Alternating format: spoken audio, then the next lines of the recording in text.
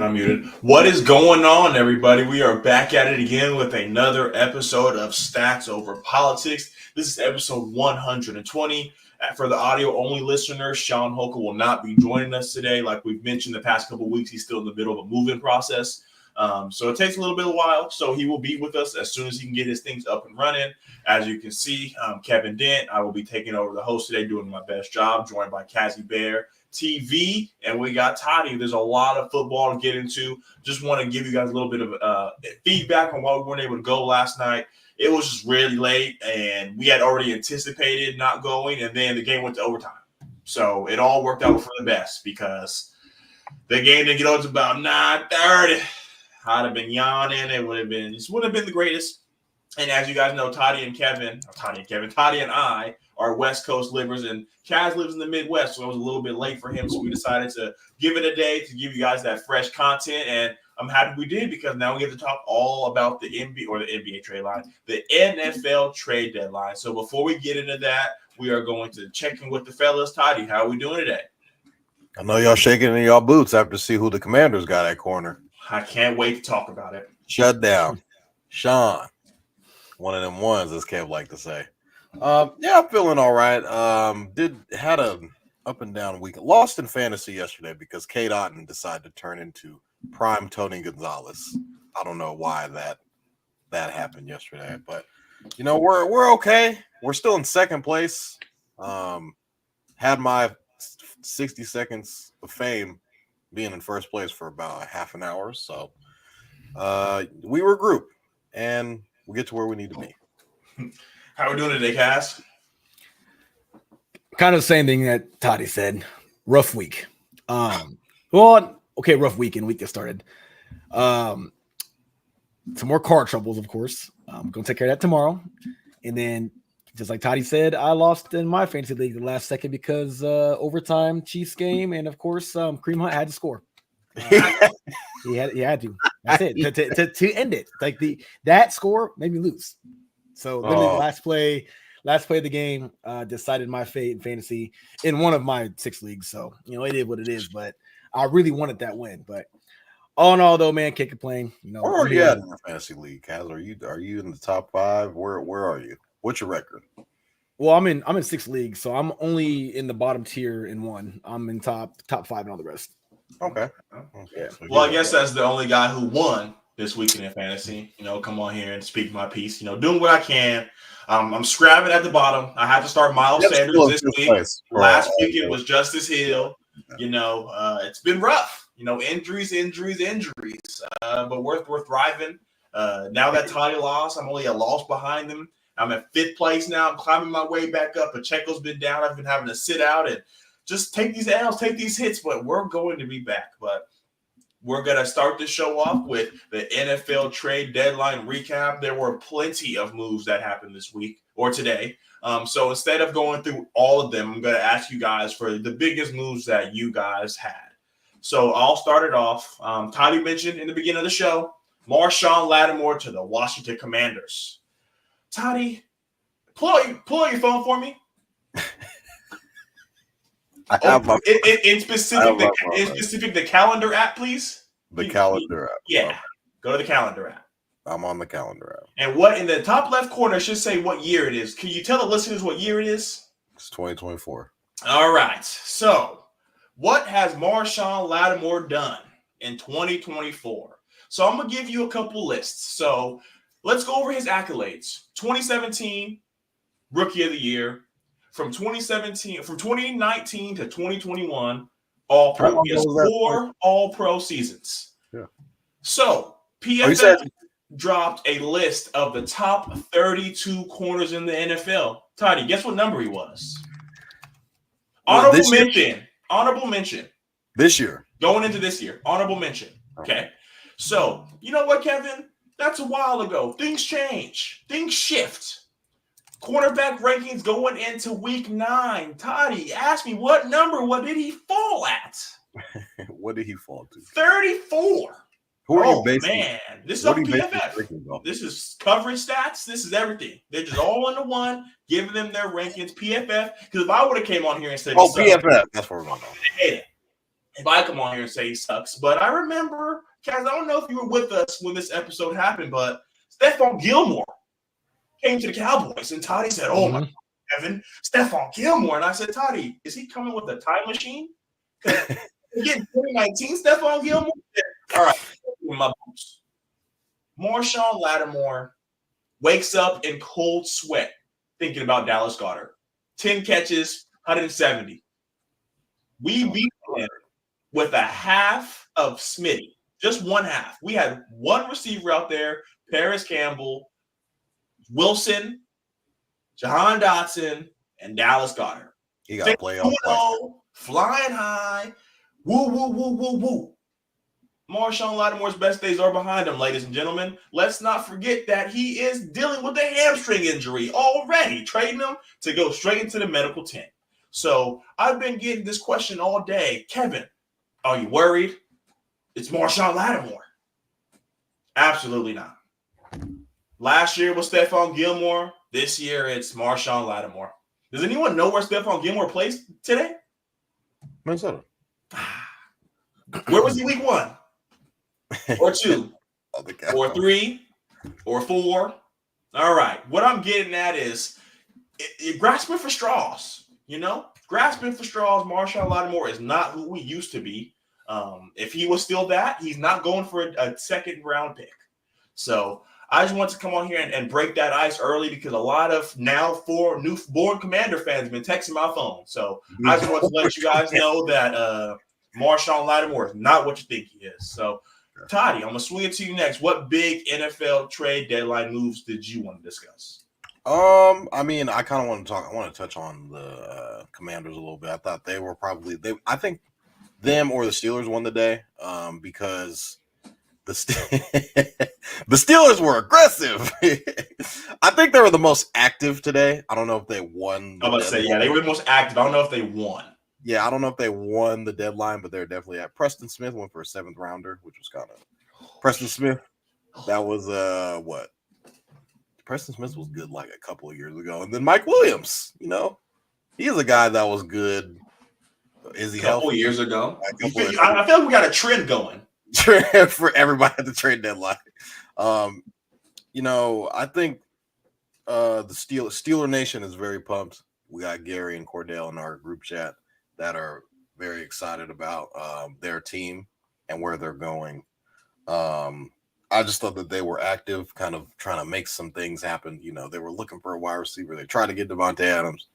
The Jets got him. They're trying to get Cooper Kupp. The Rams kept him. And so they settled, I thought, for Mike Williams. And what is Mike Williams going to be in this offense? I'm not sure. Russell Wilson likes to share the ball, share the sugar a little bit. We saw what George Pickens is able to do. I'm not saying Mike Williams is George Pickens, but he'd be a good number 3 option, 2, 4. Kevin says he's the 4th option to our audio-only listeners. Preston Smith could add defensive line depth. I feel like their D-line is already... Todd, he's a linebacker, brother. He's a linebacker? Okay. Shows to show how big of a trade this was. Thought it was a pass rusher. So, I mean, we'll see where... I don't really see anything else besides trades. I do think the Commanders with the trade for Shaun Lattimore, Kevin gave you all these stats. Their defensive backfield has been bad the past, I don't even know how long. And I think Adam Peters, who is a former assistant GM for the San Francisco 49ers, is trying to go out there and make moves, especially acquiring guys in the offseason like Zach Ertz, Austin Eckler, and having a good draft, and also obviously drafting Jaden Daniels. But I think this is showing you that this is not the same old Commanders laughing stock of a franchise, of an organization under new ownership. This is a team that's trending up, and I think with the acquisition of Shaun Lattimore is going to help them, try and contend for the NFC East Division title. And as Kevin and I have already went back and forth on constant texts, constant calls, the Commanders are number 1 in their division right now. Kevin by default, Tommy. We have not played the same amount of games. So Kevin's going to say that mathematically, yes, they played one more game than us. So that's the only reason why. And, we got to wait and see because I think you guys play Commanders in a couple of weeks, right? 2 weeks, if I'm not mistaken. I don't look at the NFC East schedules. Okay, he doesn't care because Kevin thinks that they're going to I'm a wizard. They're going to sweep the division. But, I mean, I would say the Commanders probably won. That was the biggest name of the day is Marshawn Lattimore getting moved.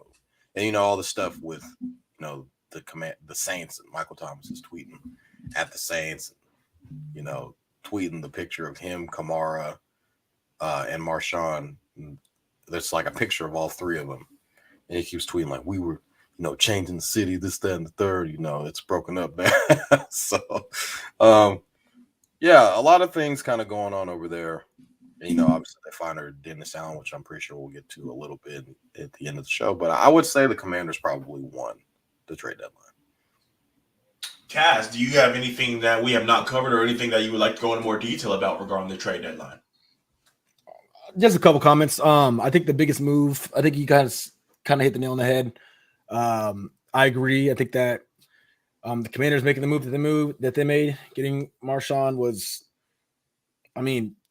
they're making an effort, but it doesn't matter because there's not a cornerback that can guard neither one of our wide receivers in the entire NFL, like at all. So if I'm going to worry about a name, it'd be more so a name like I can't even like think of a cornerback that would. I can't. I mean, AJ Brown always open. Devonta Smith obviously always open. So shout out to the Commanders for making a move and trying some things. There could have been better moves made, I would say, but there wasn't a lot of like blockbuster moves. Besides one that really stood out to me, even though it didn't happen today, but it happened a couple weeks ago. And I think the Chiefs won big time with D-Hop. Seeing immediately just D-Hop was just a guy. I mean, he's at the end of his career, right? He's lost a step, right? Didn't look like it yesterday at all. I think that when it's all said and done, that's going to be the move that people are going to be talking about. You guys got to think. The Chiefs, they have D-Hop now, who, if you were to ask me, that's their number one. Xavier Worthy, obviously Travis Kelce, no Rashid Rice for the season, no Hollywood Brown. They'll get Pacheco back. That is their receiving core. D-Hop might be a Super Bowl champion by the end of this year. And he's gonna be one of the main reasons why, if they do get to that, if they do get that far. So I think that the move that made the most sense was snagging D-Hop. It was a steal. And like I said, we saw it yesterday. What about Devontae Adams? Nah, but again, it wasn't like the Jets didn't have a guy there that was already a phenomenal receiver. The Chiefs needed somebody. And they went out there and got DeAndre Hopkins. And even though I think that Devontae Adams is a better receiver than DeAndre Hopkins is still a well-seasoned veteran. Is Hollywood Brown come back at all this year? No, he's not coming back. So I would say the D-Hop news bigger than a Marshawn Lattimore. And I would say, Detroit, they made a surge. They went out there and they got what's his name? Zaire Smith, which they needed, obviously, but I don't think it's going to make a big difference because they're just going to be a team that's going to beat you offensively. They're not going to beat you defensively. They're going to allow a lot of points defensively because even though Aiden Hutchinson at one point was leading the league in sacks, they were still like getting like rolled like from opposing offenses. So it's not like that move is going to change a lot for the Detroit Lions, but it makes sense though. So I would say in order, I think it goes D-Hop, then Marshawn.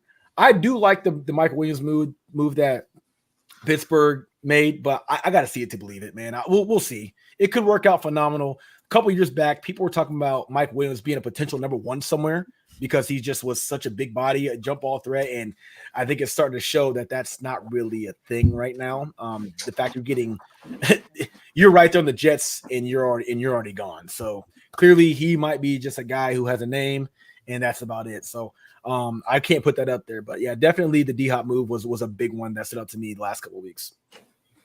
Perfect. So that is what we're going to cover regarding the NFL trade deadline. So, Kaz, you mentioned the Lions being able to just beat up on people offensively, and they went to Green Bay and beat them 24-14. What were your thoughts on the divisional game and the Lions kind of coming down there and letting them know that this is our division? Amon-Ra wore a Packers suck hoodie to the game, and I respect him because he wore it before the game. We see the Tyrese Halliburtons wear different clothes post game than they do what coming in. So standing on business for them to go in there and handle business. What were your thoughts? Yeah, I mean, I definitely picked them to win that game. I said it was going to be a close game. It pretty much came down to the wire. What I noticed really about that game was you look at the running backs. Again, Dave Montgomery, Jahmyr Gibbs. 73 yards for Montgomery, 65 yards for Jahmyr Gibbs, and a touchdown for Jahmyr Gibbs, okay? You're not going to be able to beat this Lions team unless you stop one or the other. So if you got that entire offense clicking, you're going to lose. Again, if the Detroit Lions' entire offense is clicking through the air with Jared Goff ended up going 18 for 22, 145, a touchdown with no interception. At the end of the day, that's not a bad game.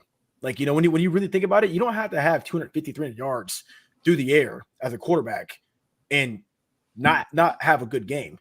You pretty much were surgical. You only had 4 incompletions. That's it. And you did enough to beat a division rival. So I just think that the Lions are they're obviously the best team in the NFC right now. Statistically, they are. They have the best record. They're 7-1 now, I believe. And even though I do believe in our Birds and a couple other teams will probably make a surge back, for right now, we got to give credit where credit's due. They went into Lambeau, which is not the easiest place to play, against a Packers team that I feel is going to be a problem in the playoffs if and when they make it to the playoffs. Detroit just proves for another week that they're the best for right now.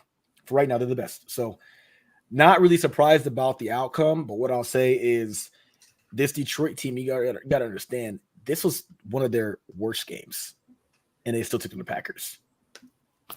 What happens when they're all clicking, when they're clicking on all cylinders against the Packers again? We'll see. So, and they'll be in Detroit. So, unless the Packers figure something out here in the next couple of weeks, I think it's going to look like Detroit's going to take that division big time.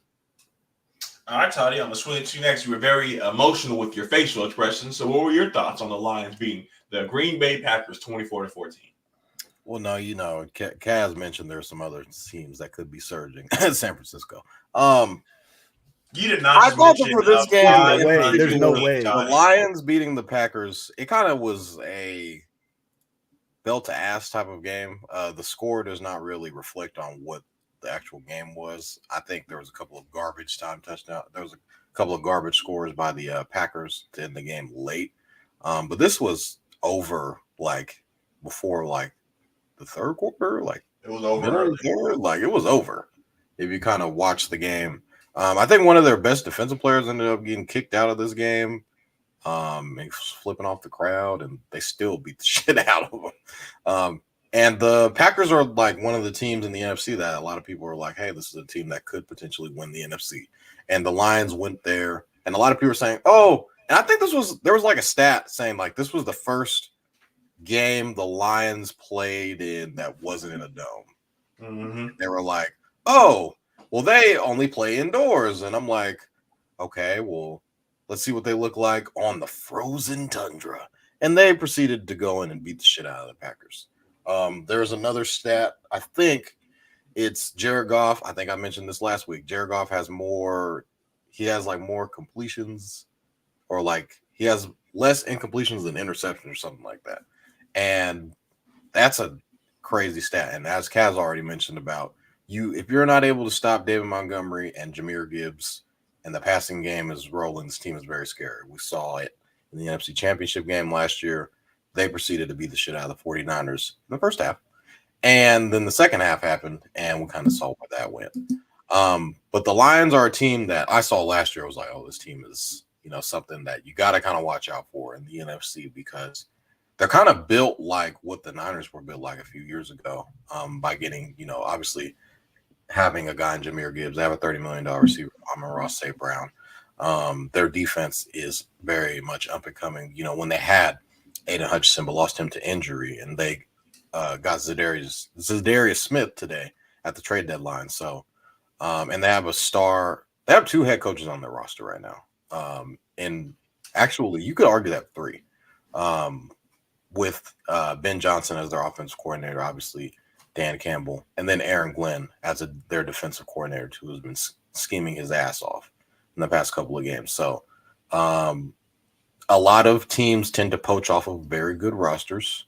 As you guys probably know, that you've lost both of your coordinators in the past couple of years. The Niners have lost multiple coordinators in the past couple of years. So when you're really good, other teams start to, poach at your rock star hires in your coordinators, and you have to learn to see how good you can be. But for right now, the Lions are one of those teams in the NFL that, the only loss that they have to, I forget who it is. It was to Baker Mayfield. Right.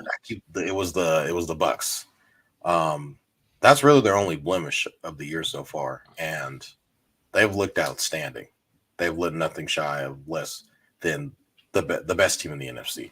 So, just going down the line, we'd have to see if they're able to keep this up. But right now, they lost Aiden Hutchinson. It really doesn't look like they've lost a beat at all. So, they're able to win indoors. They're able to win in the coldest of weathers in Green Bay, Wisconsin. So, they can win anywhere, because if you're able to run the ball, that's going to travel in the playoffs.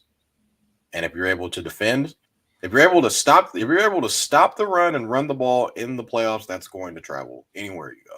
So, and I don't even imagine the Lions, they're probably going to be playing at home the entire playoffs.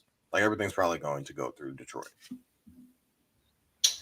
Yeah, man. You guys went in and you said how dominant this run game is. Yes, they haven't played. They've only played in the dome, but when, like Totty mentioned, when you have a run game like this, it carries no matter where you're playing. And I knew the Lions were going to win this game when their staff comes out, no hoodies, ready to go. You look at Green Bay, they got hoodies, they got sweaters. I said, yeah, man, they not ready. They looking at this game. And I know Jordan Love was questionable going into this game, and he looked kind of timid to me. So it was interesting to kind of see him play this defense like this.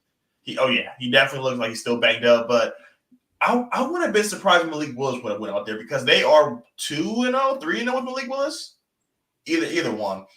But Jared Goff is the ultimate game manager. He has officially stolen that title from Brock Purdy. He handed the ball off 28 times. And he has not thrown an incompletion to Amon-Ra St. Brown since September, ladies and gentlemen. September. They have been on a tear. And he doesn't have, like Tony said, he doesn't have to go out there and throw 300, or no, Cad maybe 200, 300 yards. We saw a couple weeks ago when he went 10 for 10 for $190. They win the game. He's efficient. He's going to go out there and he's not going to turn the ball over. Unlike Toddy's guy, Jordan Love, who's throwing an interception in every game he's played in. But, unless his name is Jalen Hurts, no one really gives a fuck, I guess. So nope. All good. We saw Josh Jacobs, really come out to himself, 13 carries for 95 yards. If they can rely on that run game and get something productive outside of Jaden Reed in the passing game, the Packers can be what we all thought they were going to be. That's one of the top teams in the NFC. Moving on, we had another NFC team go down to the wire last night with the Kansas City Chiefs beating the Buccaneers 30-24. I'll go ahead and get this one rolling. I heard interesting stat today. In overtime games, Patrick Mahomes is 8-2. Baker Mayfield, when they went out there for the coin toss, he looked down. He said, fuck. It's over. It's over. But I am a fan of – people are going to hate me for this. I love Nick Sirianni. I love Dan Campbell. We're not playing for overtime. We have you down. We're going for 2, and we're going to live with the result. You look to your left. You look to your right. You got Sterling Shepard and Kay Otten. Do you really think you can hang another 5-10 minutes? You got to go for it right then and there. It's rainy. I get it. Kevin, Patrick Mahomes almost threw 2 picks at the end of regulation. I get it, but it did happen. And like Kaz mentioned, Kareem Hunt is a monster. 27 carries for 106. Can you imagine what this backfield is going to look like with him and Pacheco? It's going to be unstoppable. Kaz mentioned DeAndre Hopkins, 8 for 86. And we've seen Travis Kelce, ever since Rashee Rice go down, look like the Travis Kelce of old. 14 catches for 100 yards. this team is looking phenomenal right now. So, Kaz, I'm going to swing it to you next. What were your thoughts on the Kansas City Chiefs remaining undefeated, beating the Buccaneers 30-24?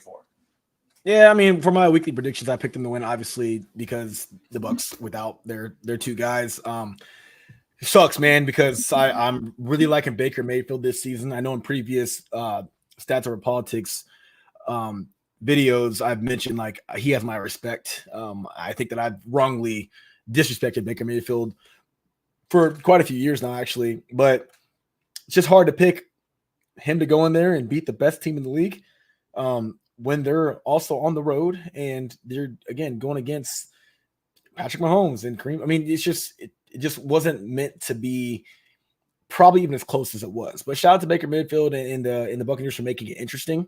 As you see, 30-24 is the final score. I mean, and it went to overtime. So it's like that was a good football game. But like I mentioned earlier about DeAndre Hopkins, it's not that I didn't really believe in DeAndre Hopkins, but he was balling. Like the way he was playing was great. It wasn't like he's just wide open and he's catching, like, I think that one pass went between two defenders' hands and he caught it. Not many receivers can make a catch like that, like in the NFL. So DeAndre Hopkins doing what he does, playing with a lot of aggression, not a ton of yards, but definitely a lot of yards, and 2 touchdowns. What do you do? Like what more do you need the Chiefs to do to prove that they might end up going undefeated this season? Like they're doing without a lot more than a majority of the teams this year, besides 2 people, and that is literally Patrick Mahomes and Travis Kelce. They're doing without everybody else. They literally without. We can always talk about the defense. Oh, the defense is good. It doesn't matter. Like there's other good defense in the NFL. The Tennessee Titans have the best defense in the league. You know what I'm saying? Like the Steelers have a great defense. Are they undefeated? No. Well, they got, who they got? They got Patrick Mahomes. He is just that good. And I said it in previous takes too on Stats Over Politics. I told you guys. Oh, Patrick Mahomes, he got an interception problem. Patrick Mahomes this. No, he makes the plays that matter, and people want to see these 350-yard games, 5 touchdowns and 0 interceptions, and for them to lose, versus him having a pick or 2, him going for roughly 200 yards passing, 1 passing touchdown, maybe 35 to 40 on the ground or something like that, and maybe getting sacked quite a bit, right? But they're still winning. You put any other quarterback in that position, I'm telling you guys, these games are not the same. The plays that he makes are the most important plays on the field at the time that he makes them. It's just that simple. So, not surprised by the win. Obviously, like I said, the Buccaneers are riddled with injury when it comes to their offense, and playing an Arrowhead as a can. I mean, I really think that they're going to make a true attempt to go undefeated. I think they are. Like you mentioned, Pacheco's coming back. Obviously, the addition of D-Hop was a good addition, and he uses guys like Ben Watson, and uses Noah Gray. I mean, he uses everybody. It's not like he's just Travis Kelce and Kareem Hunt. Added in DeAndre Hopkins in an immediate change. So I just think that we're going to witness the Chiefs try to do what the Patriots back in 2007, something like that, go undefeated for the entire season, and ultimately we know how that's going to end when it's all said and done. They won't get it. So, Totty, I'm going to swing to you next. The Chiefs have won 15 games in a row going back to last season. And Cass says they can go undefeated. Totty, I just had a quick question before I tell this to you. Do you know why they haven't won 16 games in a row? Do you know who ruined this little streak they got going? The Raiders. Nope. Oh. Mm-hmm. You like that? They beat them. You like that? I guess there's only one dude who could beat them. When Thanos came in Arrowhead, Iron Man had to come and save the day. No one else could do it. I am Iron Man. Toddy, the Chiefs beat the Bucs 30-24. What are your thoughts? Fun fact about that 2007 Super Bowl. It was a good game. It was a good game. Oh, Kaz is showing the audio-only listeners. Kaz was in presence for the last 20th, 2023. He was there. No rap, no cap in his rap. Fun fact about that 2007 Super Bowl, I bet my cousin $5 that the Patriots would win, that the Patriots would beat the Giants, and I lost. I cried that day. So you've been a gambler, huh? That's not just now. You've been doing this. This is 2007, so I got to be like, what, 5, 6, 8 years That's old. Crazy. So, yeah, so. Stop making me pass feel old, Toddy. Been gambling since, so I think let's just give props to Bake May. A lot of people kind of wrote his career off after he left. Yeah, Freddie Kitchens was his head coach with the Browns. Let's just take a deep breath and say, you survived the Browns, Baker. Like all the things that he had to overcome, he was there in Carolina. He went to 2 shit franchises, like back to back. Browns, Panthers. Like, what are we doing here? And then he goes to McVay on that Thursday night football and kind of like revitalized his career in a sense, like with one game. And they're like, oh, this guy can actually spin it a little bit. Well, let's see what he is in Tampa. And then when he goes to Tampa, a lot of people, including myself, were saying that this was going to be a Caleb Williams sweepstakes team in the Tampa Bay Bucks. And he was battling with who was the backup quarterback? Kyle Trask from Florida. I remember him. He was our Kev's guy, Kyle Pitts' quarterback in college. And I was like, this guy could kind of, this could be something here. And Baker is like, there wasn't even a question. Baker said, show me the money. Yeah. And he showed his ass last year. They went to the playoffs, won the division, won a playoff game, and essentially got paid. And I mean, he went toe-to-toe with Patrick Mahomes without Mike Evans and without Chris Godwin. A hell of a game that it was. And K. Dotton looked like the best tight end in the league last night, which was insane. On the other hand, how were the Chiefs able to get DeAndre Hopkins for a 5th-round pick, and the Cowboys got whatever his name, something Mingo, I know the hell that even is for a 4th-round pick. So the Chiefs were able to Mingo, not Kelly Mingo. Cap don't even know his name. I know it's Mingo. Kelly's our guy. What's his name? Mingo. But he went for a 4th-round pick. DeAndre Hopkins went for a 5th. And you're just seeing all these Jonathan things Mingo.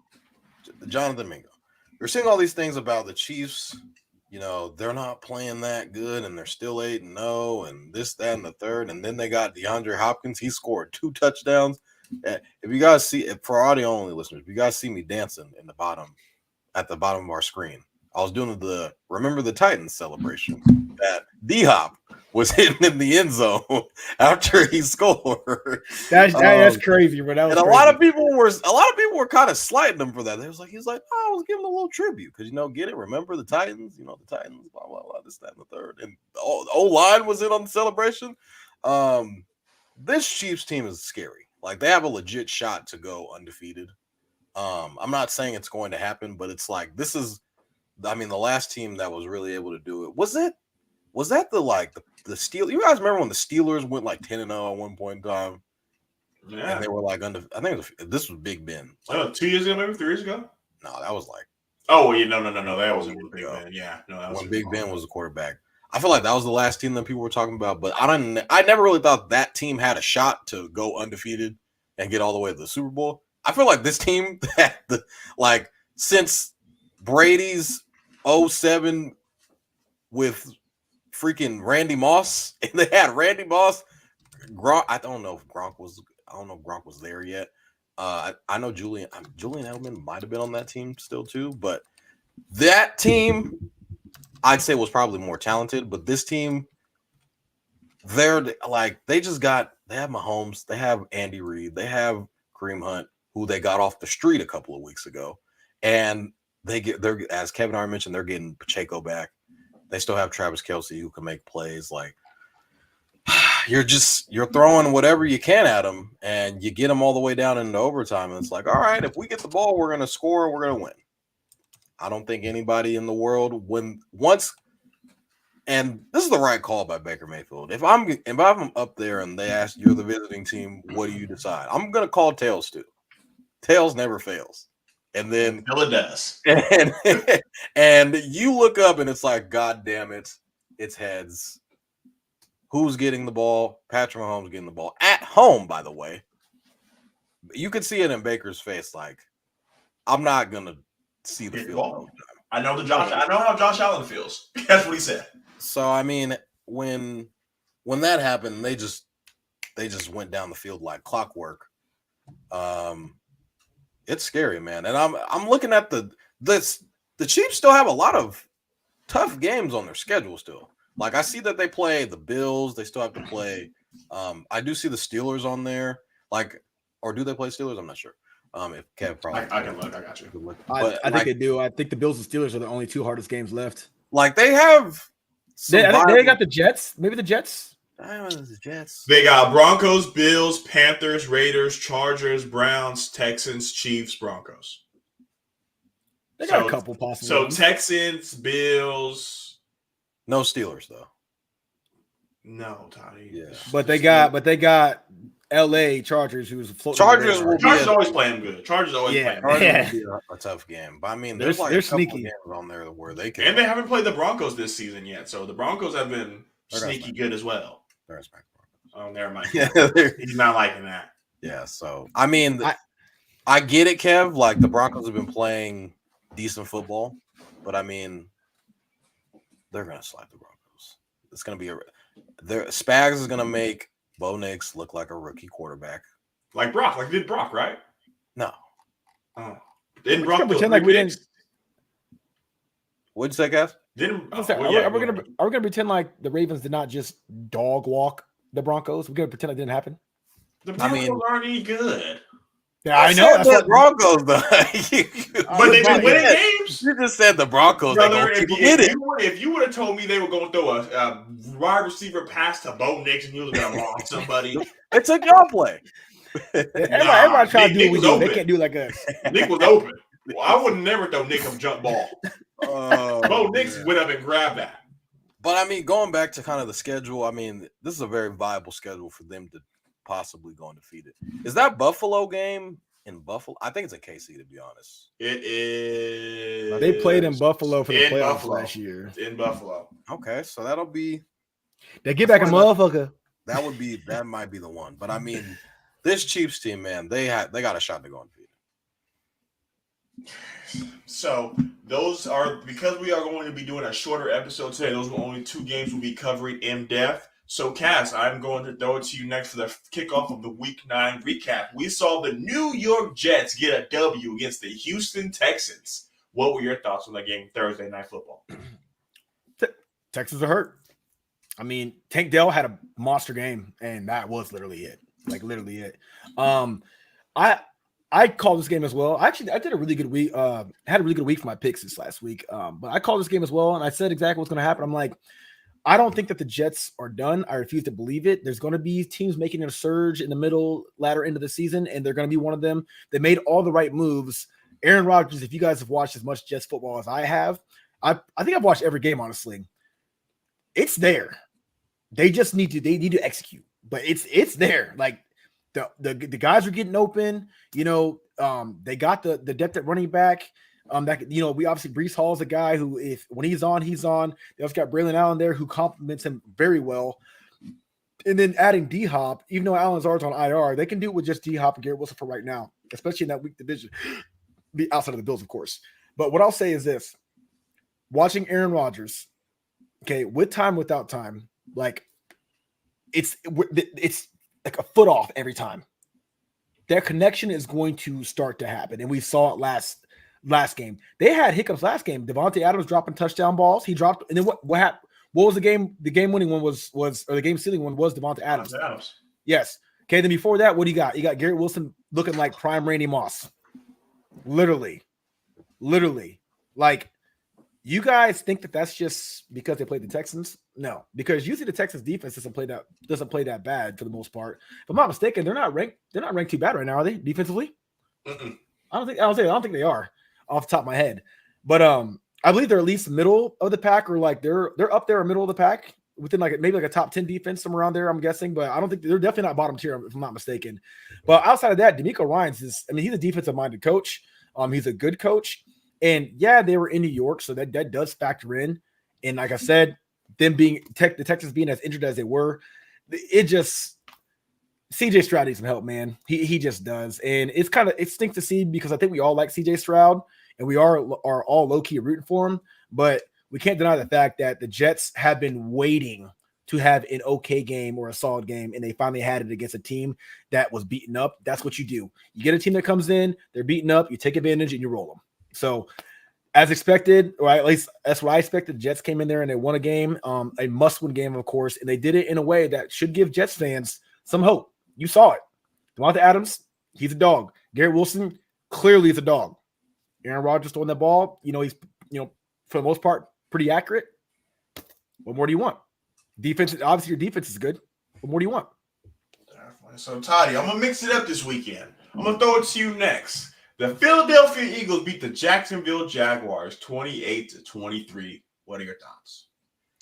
I thought this game wasn't close until the third quarter. I saw that Devontae Smith was making plays. Saquon's jumping over people, doing highlight, unreal stuff. Soph sent me I think it was like a thing on Instagram. It was like he out there playing NFL Street while everybody playing Madden. It was crazy, man. He was doing some unreal stuff. Got me 30 points on fantasy. Couldn't believe it. I still lost when Saquon put up 30, but that's neither here nor there. This game was pretty much over until the fumble. For our audio only listeners, I'm putting up air quotes. The fumble that Saquon Barkley had. And it was returned for a touchdown by Trayvon Walker, number 1 overall pick. And a lot of Eagle fans on this podcast would say that Saquon Barkley was down. I would probably agree with them if you kind of watch the replay, but I don't know why this was not overturned by saying he was down on the ground. But all of a sudden, we got a game. And then next thing you know, the Eagles get a stop. A.J. Brown also left the game with a knee injury in this game. And the Jags were able to drive down the field, score, make the game a 1-score game. They force another stop. Sirianni was making some questionable calls, some questionable goal line, fourth down, go for it, get stuffed type of calls that didn't really work out. And that resulted to kind of letting the Jazz kind of hang around a little bit. And they had a chance to win the game. But Trevor Lawrence, and he tried to throw a jump pass to a running back. Like, what are we doing? Like, not your first string running back, not your second string running back, your third string running back. A jump pass. Like, what are we doing here? Are we throwing the ball to Mike Evans? Or like, who are we throwing the ball to? And then Nakobe Dean made a hell of a play on the ball and ended up getting the game-sealing interception. And then you got guys like Gilly on Instagram, dancing to Too Short in celebration. And neighbors are joining in, celebrating like they just beat the 07 Patriots. When really they just beat the 2-6 Jags, ladies and gentlemen. I get it. I'd be happy too. But it was a little too close for comfort. Again, I feel like the Eagles kind of played down to their competition towards the end of the game. They let off the gas a little bit when they got up, and it's the NFL, so teams can always compete no matter what your record says you are. These are the best players in the world, and if you let up on the gas, teams are going to try and fight back, and that's kind of what happened with the Eagles-Jags game. So moving on, we have the Miami Dolphins losing to the Buffalo Bills 30-27, and this game was very refreshing as a fantasy user of Achane and Tyreek Hill. Once Tua got back onto the field, this team comes back to life. This team has a newfound get up against them. They are 2-6, so they are at a halfway point to where they need to realize they need to sit some guys down or they need to go all in. But they did nothing at the trade deadline. Devon Achane is coming back to life, 12 carries for 63 yards. And I think the funniest thing about this game was when Tua was running, and then now she goes, uh-oh. That was crazy, bro. What?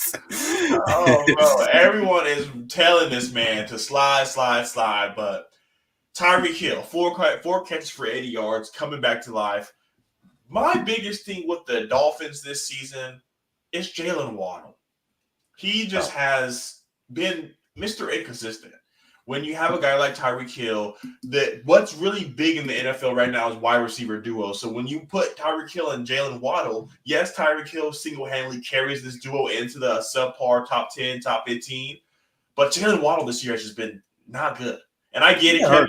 He went back 24 yards. I get it. I didn't bring up his stats, but overall, it's just not looking like the Jalen Waddle we've seen in the past. Josh Allen, is playing like the second best quarterback in the NFL. He is single-handedly carrying this team. Without Josh Allen, this team is god-awful. He has been known as a turnover merchant, and for this year to only have 2 interceptions, for Josh Allen, you'd think I'd be lying to you after all the Josh Allen that we've seen year in and year out. But he is doing this with guys like Ray Davis leading them in receiving. What? Amari Cooper didn't play? No problem. Khalil Shakir, Dalton Kincaid, Matt Hollins. What? Josh Allen is making the impossible look possible. So, Cass, I'm going to throw it to you next. I'm looking at the wrong week. Excuse me. The Washington Commanders escape another game with the Giants, 27-22.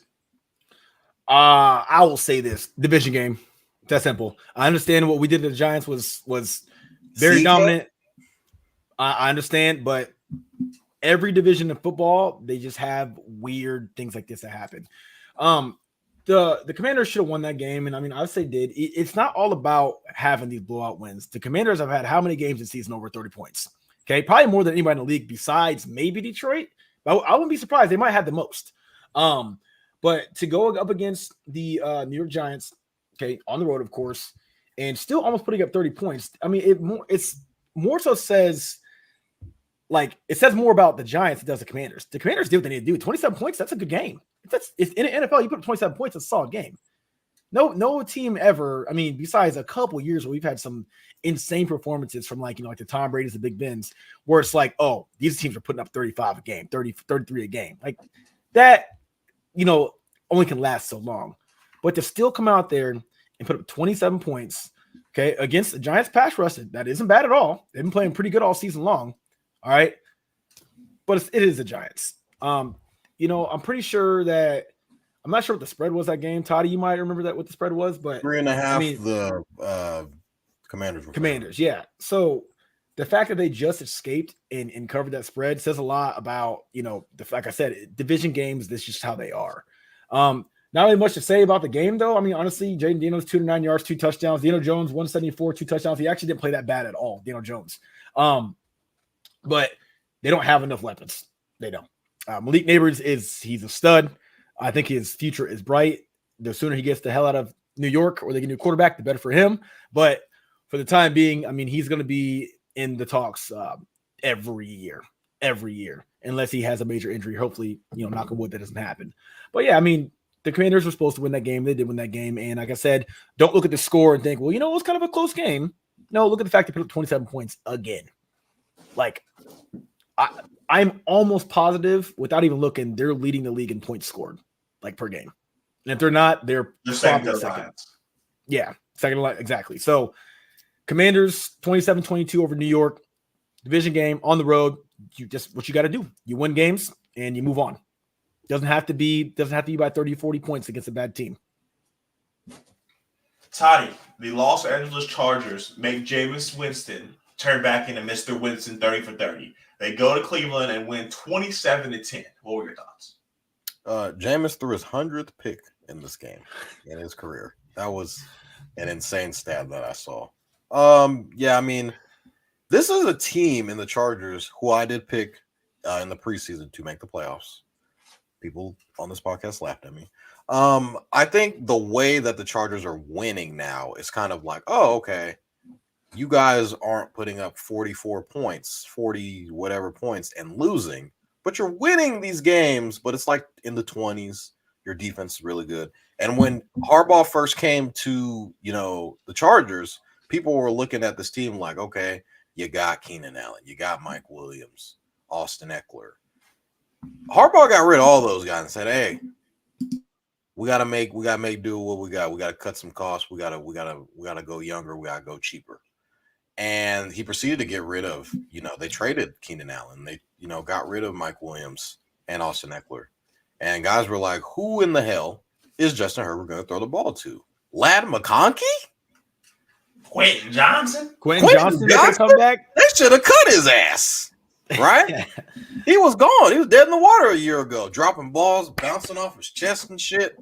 And now Herbert's throwing deep balls to him. He's turned into a guy that we saw at TCU a couple years ago, the year that they went to the championship and got smacked by Georgia. But that year, Quentin Johnston was one of the top receivers in the draft. They were comparing him to Megatron. Man.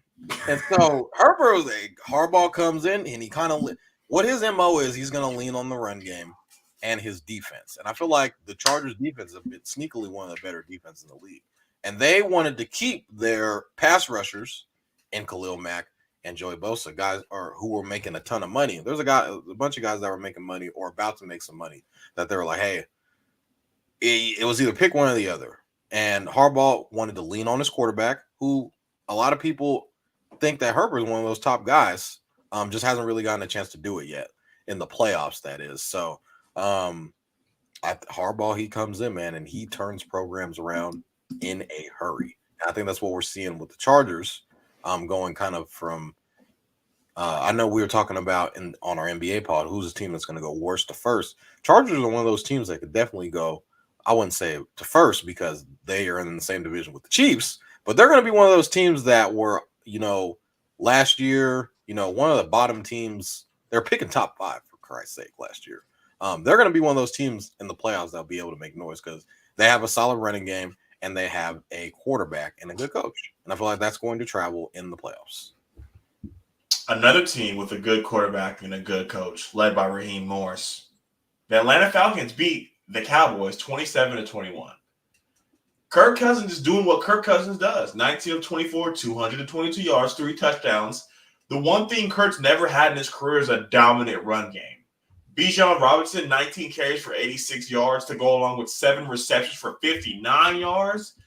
He's doing it all, man. Drake London only played 3-4 snaps this game, got a touchdown, is laying on his head, spitting on his head. What they are doing in Atlanta scares me. Darnell Mooney, what the hell? Ray McLeod, what the hell? Hey, man, Kirk, throw anybody out there. Kirk don't get it done. Tyler Algier is still carrying the rock a lot. I know for fantasy users, they're not really loving that, but we're on the Cowboys side. We saw Dak Prescott go down. We saw CeeDee Lamb go down. Jerry Jones came out this morning and said that Dak will be on the IR, so he will miss at least 4 games. CeeDee Lamb had an AC joint. They're saying he's questionable for the game. This is another game without Micah Parsons. They said that he has a chance to play on Sunday. I'm not going to sit here and say Cooper Rush is better than Dak Prescott, but you need Cooper Rush to get you 3-4 wins, you might fuck around and do it. We're talking about guys that are unknown. First snap, what do you hear? Ezekiel Elliott did not go to film. He ain't playing. What do you see all week on the waiver report? Dalvin Cook. Rico down. Who wants 17 or 12 carries for 75 yards? Got himself in the end zone on a crazy pass. Then you have guys like Kevontae Turpin out there running routes, Jake Ferguson, Jalen Brooks. The Cowboys. Travis Hunter, you are a Dallas Cowboy. Nah, they won't have the first pick, unfortunately. But like Dak Prescott said it, we fucking suck. They have a lot of things to figure out in Dallas, and ladies and gentlemen, it does not get easier next week. So, Kaz, I'm going to throw it to you next. The Broncos get stomped on by the Ravens, 41-10. Called it. I called it. If you guys go to my YouTube and go to my Week 9 predictions, the whole first off is my most viewed video yet, which is awesome. Yeah. My whole feed though is because I picked the Broncos to lose. I said this is gonna be the game where Bo Nix and the Broncos get exposed. The Ravens are going to expose the Broncos bad. I said they're going to win. I kid you not, 40-10. No, I said 40-7. What was the final score? Was it 41-10? 41-10. Yeah, that's crazy. They're like, everybody, how? The defense, and this and that. I go, the Ravens have a number 1 rush defense and the worst pass defense in the NFL, and the number 1 offense. What do the Broncos have that's telling me they're gonna go? This is why I hate you. Just people who are just stuck in college world. And was it you on Twitter? Was it you? I think it was you, wasn't it? Somebody on Twitter. My boy Kyle. He said on Twitter, well, Bo Nix, he's a winner. He played against Alabama. I go, wait, hold on, wait. I wish I had time to find it, but I won't take too much time. But I said something smart back. I go, Well, I will let you know when I said my favorite food is this and like my favorite color is this. Since we're talking about shit that doesn't fucking matter, okay? Like, what are you talking about Alabama for, bro? This is week 9. You're talking about Alabama. This is week 9. I was so damn. I was hot. I'm like, what do these people see in Bo Nix? He played at Auburn. I'm like, what do you see? I even said in my football. I even said in my week 9 prediction video on YouTube, I said I'm not hating on the Broncos. I'm not hating on Bo Nix. But from what I'm seeing, they're not going into Baltimore and winning this game. It ain't going to be close. So, given that was probably my best prediction I've had yet, all right, keep it short and sweet. It was expected. Bo Nix is not a great quarterback. He's a rookie quarterback he kind of reminds me a little bit of like, he's got heart. He's like a Baker Mayfield. He got a lot of heart. He does. Plays his ass off. He tries his ass off. It ain't going to matter when it's all said and done. The Broncos have a great defense. They're going to continue to bail him out. He's had a couple good games this season. I think he's had like 2 games where he went over 250 passing. Okay. And they don't have a high-powered offense. They really don't. Like their best receiver doesn't even get the ball that much. That's Cortland Sutton. Javonte Williams, Jaleel McLaughlin. Who else? Troy Franklin. You know what I'm saying? So the Ravens did what they were supposed to do. The Ravens that's the reason why I had the Ravens being the second best team in the NFL when we did it. I think it was last week, me, you, and Kevin. And that's why I had them at number 2 was because when they play a team like the Broncos, who had a lot of promise going in that game, they were what, 5-3, I believe it was. Yeah, they're both 5-3. And you do that. That's all I need to see right there. That's all I need to see. So expected, not surprised at all. And again, almost called that game. Perfect score to a T. So we got 2 more games, and then we'll be concluding this episode of Stats Over Politics. This is episode 120 of Stats Over Politics. And there's no way to end this show than bringing up a top 15 quarterback, a top 10 team in the NFL in the preseason. Chicago Bears lose to the Arizona Cardinals 29-9. As the audio only listeners, Totty has his face in his hands. He doesn't know what to do. The Bears have a top 15 quarterback. They were projected to be a top 10 team in the NFL, goddammit. And they can't put up 10 points on the road, Toddy. So what were your thoughts on a top 15 quarterback named Caleb Williams losing to Call of Duty superstar? They were supposed to win the division.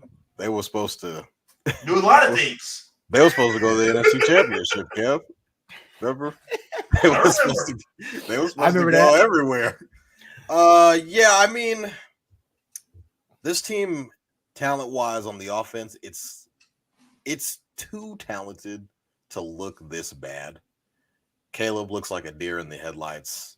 I think he's uncomfortable. I think the offensive line is just letting if you guys have seen The Longest Yard and where they just let Adam Sandler just get sacked the first couple of games, like, hey, just run right by. That's what it looks like right now. This old line is putrid. It's bad. On the other hand, I gotta give some credit to the Cardinals. I think your guys' guy, Jonathan Gannon, has been making some noise over there. They're 5-4. They got a shot to definitely win the division. Kyler Murray didn't play well, but I thought that their defense was able to force turnovers and get them in a position to where you have a short field, and the Cardinals were able to score off that. Yeah, I mean, it looks bad right now, and I feel like when they got Caleb and they doubled down on offense by getting Roma Dunze, that could have been a pick that could have went to a left tackle, to an offense. A lot of guys are going to criticize that pick and be like, you doubled down on offense when you could have went O-line to kind of try and protect him, get some sort of, push in the run game. DeAndre Swift isn't really able to wiggle as much as he, has in past years. I think what's going to happen is what should have already happened is the Bears definitely should have fired Eberflus.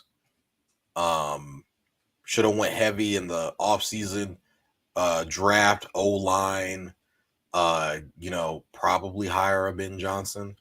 Who would a candidate? I feel like Caleb's literally a coach away, because I feel like coaching definitely matters.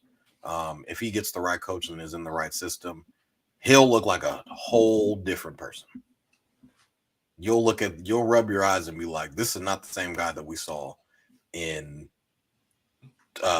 past years. So, I mean, it's just I look like an idiot right now. Let's just egg on my Not face. right now, Totty. They ain't turning around. It's this is something they're just gonna have to. I'm just gonna have to eat my words for the next year. I feel like when they get a new regime in, because it's almost inevitable. I mean, we saw Dennis Allen get fired already. I feel like it's kind of just Eberflus is a dead man walking, and it's not a question of how, it's kind of a question of when it's going to happen, because I feel like everyone in the league's like, all right, Chicago's going to be an open job. And that was kind of a team that people were like, could Jim Harbaugh go to the Bears? Because Eberflus could have easily gotten fired last year. They're like, nah, let's give him another year. And it's kind of the same thing all over again. I mean, and even the offensive coordinator, like it's bad to where like they were having meetings about it. Like, we got to fix like, we're already, this was early. Like, yeah, it was like early in the year they were having the meetings. Like, hey, we gotta figure some shit out. So, I mean, who's the next head coach going to be? Could it be Ben Johnson? There's no other coach. You need to bring an offensive-minded coach in there for Caleb. They do need to bring in an offensive-minded coach, because I feel like they've went defense their entire lives. And it ain't worked since. And it's not what this is not the 85 Bears, ladies and gentlemen. And I feel like they have the right GM in Ryan Poles. And this is not Ryan Poles' guy. Like, when he came in, this was like he was already there. And it was like, all right, well, let's figure it out. I feel like the right pieces are in place. They need to go out and they need to make a new head coach. They need to make a head coaching change, offensive coordinator. Like, everything is. I even saw, like, would Belichick? Would you consider Belichick on this team? I wouldn't, just because he's a defensive-minded head coach. I get he's the greatest coach of all time, but Bill Belichick is not an offensive guy, and that's kind of what the Bears need. Because I feel like defense isn't their problem. I feel like they have good players on defense. Like, they have an all-pro corner. You could argue an all-pro defensive tackle as well, and Montez Sweat. But I feel like they need offense. They haven't preached offense since the goddamn 80s. Like, it's been not even the 80s. Like, that was a defensive-led team. It's like, when was the last time the Bears were an offensive team? Jay Cutler? He was winning Super Bowls. Like, they for sure wasn't winning Super Bowls. So it's like, offense has not been like, it's like you say offense in Chicago, it's like the boogeyman. Like, you get scared a little bit. Like, that's not the language that they speak over there in Chicago. So I feel like with the personnel that they have needs to match what the head coach preaches, and that's offense. All right, Kaz, I'm going to swing it to you for the last game of the night. The Minnesota Vikings finally win a game after their 2-0 or 0-2 the last two games. They beat an Indianapolis Colts team who had their worst offensive output, and they switched their quarterback. So what were your thoughts on the Vikings winning 21-13? Man, you keep giving me these games where I'm just like, expected. But no, what I'll say is I'm glad that I just saw Jordan Addison find the end zone. That was cool because, what was it, 2 weeks ago? He's out here putting on his either Twitter or Instagram, free three. And everybody's like, oh God, he wants to get traded. He's gone. I'm like, nah, that'd be the biggest mistake that they make as an organization if they let that guy go. So he needs to find an end zone next week, and he did. I'm surprised the game didn't get more out of hand than what it should have. I feel like it should have been a blowout. I feel like the Colts are they're not a good team right now. Which kind of stinks because I was high on them beginning of the season. I thought that I kind of looked like Totty, man. I was like, you know what, Anthony Richardson, he got an arm. Cam Newton 2.0 for sure. He gonna be running that ball, slaying that rock, and it's like, bro, that man, he might be a bust. And I know it's early. I know this is technically his first year. He can't technically 5-yard out, like, it's bad. I'm like, but you look bad to the point to where they start Joe Flacco. Like, you ain't even playing. Like, you're not playing. Joe Flacco gonna play.